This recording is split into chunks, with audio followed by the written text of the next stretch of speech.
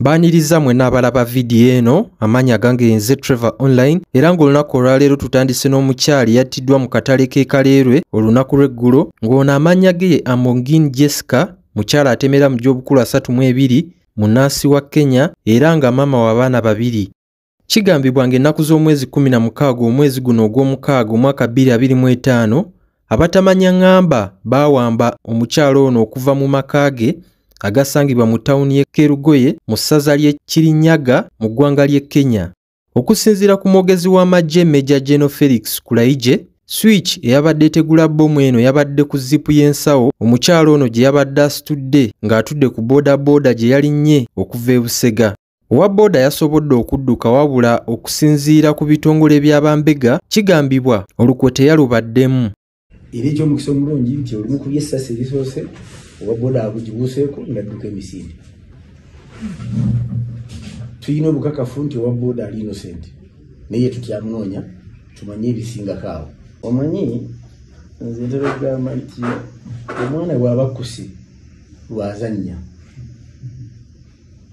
Okay?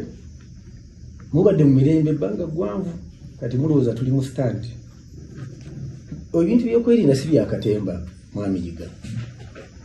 Bino ebintu biri serious kuba mubamu n'okufa. Namba 2 ababaddewo beerabiddeko n'agaabwe b'omukyala yabadde agitadde mu food flask. Food flask yeetoleddwa emisumaali gya inchi 6. Teebereza omusumaali gwa inchi 6 bwegubuuka ne gukuba ku mutwe ki ekiddirira.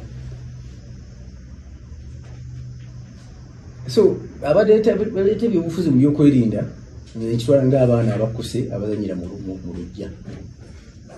Omukutte security tetufuddeeyo tujja kusigala tetwebaka. Bw'osuubira abalondodde oyo beebase tujja kuba tetwebaka mubeere n'ebbeeto okugula bye mwagala. Kuba nsaba nkubuuze guno gwe gusoose mwami Yiga nziramu. Ekyali ku Parliament Avenue nayo yali politics ne ku police ku CPS. Omwogezi w'amagye yakubidde abantu mwe n'omulanga naddala abavuzi ba boodabooda okubeera obulindaala ku basaabaze be muvuga. Bwe tuba twogera ku bino nkakasa n'ababooda balaba amawulire gammwe si obuli. Bwe tugamba tubeere bulindaala tukolagana n'ebitongole bikuumaddembe sekinnoomu kimukwatako.